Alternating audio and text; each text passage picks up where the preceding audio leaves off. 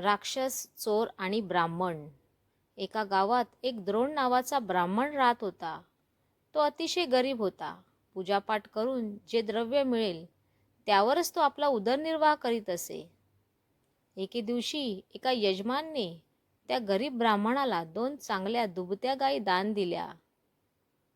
दानात मिळालेल्या त्या दोन्ही गायी त्यानं घरी आणल्या आणि त्या दिवसापासून त्या ब्राह्मणाचं दैन्य पळालं. एकेकाळी शिळी पोळी भाजी खाणार तो ब्राह्मण गावात दूध, दही, लोणी, तूप विकून घरातही दूध भाकरी खाऊ लागला. द्रोण ब्राह्मणाच्या त्या दोन्ही सुंदर गायीवर एका चोराची नजर होती. सुयोग्य संधी बघायची अन ब्राह्मणाच्या या दोन्ही गायी पळवायच्या असा त्या चोराचा डाव होता. एका अवसेच्या अंधारात तो चोर त्या गायी चोरून नेण्यासाठी येत असताना वाटेतच त्या चोराची गाठ एका राक्षसाबरोबर पडली. परस्परांनी एकमेकांना तू कुठे अन का जातोस हे विचारलं. चोर म्हणाला, मी द्रोण ब्राह्मणाच्या गायी चोरायला चाललो आहे. पण तू कुठे चालला आहेस? अरे, मी तर प्रत्यक्ष त्या ब्राह्मणालाच मारायला आणि त्याचे भक्षण करायला चाललो आहे.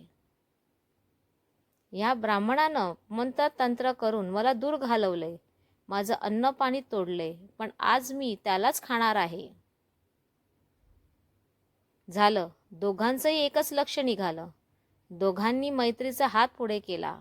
तो चोर अन राक्षस हे दोघं त्या ब्राह्मणाच्या दारात आले. दोघांनीही घरात डोकावून पाहिले तर तो ब्राह्मण बिचारा शांत झोपला होता. राक्षस ब्राह्मणाला खायला जाणार तो चोर म्हणाला, अरे थांब, मी आधी दोन्ही गायी घेऊन जातो, मग तू त्याला खा. त्यावर राक्षस म्हणाला, वा रे वा, मोठा शहाणाच आहेस की तू. तू गायींना नेताना त्या हंबरल्या तर तो जागा होणार नाही का? मग मी काय करू? राक्षसाचं हे म्हणणं चोराला पटेना अन चोर आपली गाई सोडेना. असं करता करता हळूहळू त्यांचे एकमेकांचे आवाज तापू लागले. परस्परातला संवाद संपू लागला अन वादविवाद भांडणात चालू झाली. त्यात त्या दोघांनी आपल्या मोठ्या आवाजाचं भान राहिलं नाही. ते आवाज ऐकून गायी हंबरल्या. मोत्यानं भुंकायला सुरुवात केली. ब्राह्मणही झोपेतून जागा झाला. त्याने राक्षसानं चोराला पकडून आरडाओरडा केला.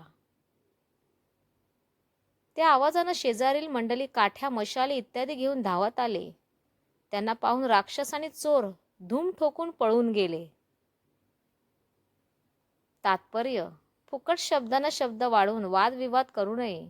भांडणाने फायदा तर होणे दूरच, पण अनेकदा नुकसानच होते. धन्यवाद.